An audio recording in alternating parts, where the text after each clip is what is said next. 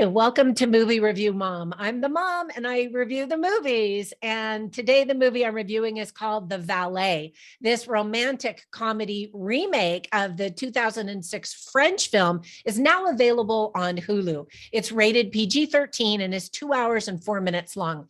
So my movie review mom grade for this is a B+, and I'm going to tell you why. First of all, in a nutshell, in The Valet, world famous movie star Olivia, played by the lovely Samara Weaving. Now, I don't know if she pronounces her name Samara or Samara, but anyway, she is lovely.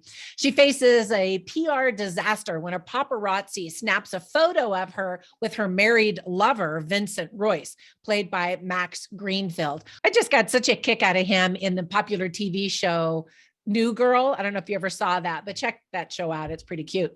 Anyway, the hardworking valet Antonio, played by Eugenio Derbez, accidentally appears in the same photo and is enlisted to pose as Olivia's new boyfriend as a cover-up to save her career and his marriage. This ruse with Olivia thrusts Antonio into the spotlight and unexpected chaos. In this fish out of water romantic comedy, two worlds and cultures collide as both Olivia and Antonio start to see themselves more clearly than ever before. All right, so the list of things that I liked about this is long. I thought it was pretty cute. I was entertained. I was in the mood for a chick flick, and this is definitely a chick flick. First of all, the talented cast includes funny man Eugenio Derbez from Mexico, and he's been in several other films, American films, in addition to Mexican ones.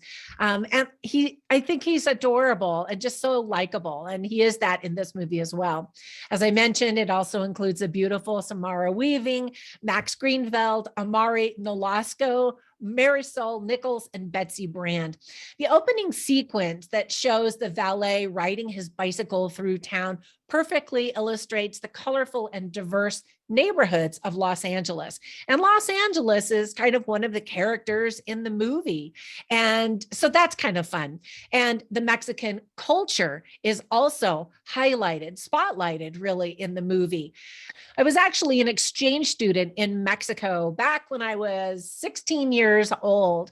I love Mexico. And so it was really fun to have that element added into the film. And it really is a strong element and a nice introduction to the values and the culture and the music and the food of Mexican culture, if you're unfamiliar with it. There's a great score. I especially love the Latino music in the limousine scene. Act 3 was incredibly touching and heartfelt. Yep, I even shed a few tears.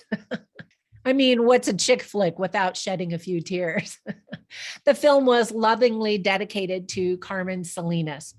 Now, there were some things that I didn't like or thought could have been done better. First off, I don't think infidelity is charming or funny at all. And of course, that's at the very crux of the plot. This married man is having an affair, and the single woman who's a movie star is having an affair with a married man. I don't know how people can do that. And it's supposed to be so charming and funny. And I'm like, okay, whatever. But I kept watching, I thought there's got to be something more to it than that.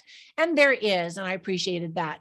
But it's also really hard to feel sorry for a rich, famous, beautiful woman who created her own problem by sleeping with a married man. So that's just me.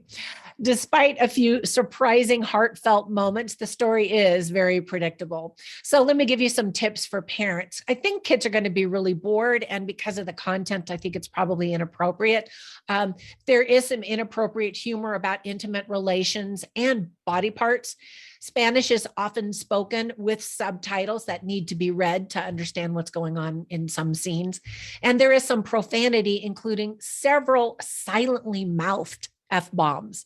So I think they tried to make it as clean as they could, but even language aside, I mean, the story is these people that are having an affair, which is disgusting in my opinion. Okay, moving on. The themes that are illustrated well in the movie are infidelity, honesty and truth, paparazzi and images, pride in the Latin community, love and loss, kindness, family, gentrification, friendship, and community.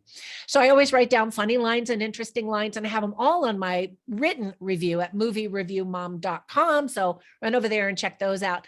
But I'll share a couple of them with you right now. So one of the funny lines is spoken by Olivia, played by Samara Weaving. And she said, "You can't just be a good actress and be a good person too." And sadly, I think there probably are a lot of actresses that feel that way, or they just feel like they are a good person in their heart, even though they do terrible things. I don't know. It's meant to be funny and satirical, and it is. And then Vincent Royce, who's played by Max Greenfield, says to his attorney, "I pay you not to judge me." And I thought that was funny. And then there are some interesting lines. For example, Catherine Royce, played by Betsy Brandt, says, "There's a lie here somewhere." She's the wife, and she recognizes something is going wrong. And I think married people who have a gut feeling that something's going wrong should really pay attention to that gut feeling, because there's some red flags that go up that I think that let you know when something's going on in your marriage. Anyway, and then at one point, Antonio, played by Eugenio Derbez, says, "Maybe you're underestimating the passion and charisma of a Latin man." And actually, I could put that in the funny category or in the interesting lines category, because I think it's both. And then another line spoken by Olivia Allen, again, played by Samara Weaving. She says, "I have one of the most recognizable faces in the world, but I don't ever feel seen." And a lot of the message of the movie is about being seen for who you are, being loved for who you really are, finding someone who sees you. And so I really love that. And then there's another line spoken by Isabel, who's played by Marisol Nichols. And she says, "I want to be with someone who feels like they deserve the best of everything." And I liked that little lesson, that little nugget as well, because you want to date someone who thinks you are the best and that they deserve the best and you are the best, so they deserve you, rather than they're settling for you. You know what I mean? That everybody should be loved by someone who is passionately in love with them, not just like, settling for whatever happened to come along. All right. So I hope that you enjoy this movie. Before we go, let me give you recommendations for a couple of other movies that I really enjoyed. One is called Marry Me, and it came out recently. It's sort of similar, where there's a famous Latina pop star, and because of some things and PR issues, she ends up connecting with just a regular old Joe Schmo guy. It's another romantic comedy. So check that one out. I've got a movie review of that one. And then another one that I think just celebrates the Hispanic community and Latino life is a musical called In the Heights. I've seen it a million times. I love the music. It's so creative.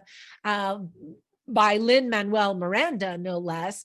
And anyway, it's so good. I also have a movie review of that one, and I think the more I watch it, the more I fall in love with it. I think I did my movie review after the first time I watched it, so there were some things that ruffled my feathers just a little bit. But now I'm just like, you know what? It's okay. I love this movie. So anyway, check that out, especially if you enjoy musicals and a celebration of the Hispanic world. All right. Have a fantastic day. Thank you so much for supporting my channel by liking it, subscribing. And when you get a minute, run over there and visit me on Instagram as Movie Review Mom, and also my Facebook group called Movie Review Mom. Thank you so much. I will catch you in the next one. Bye for now.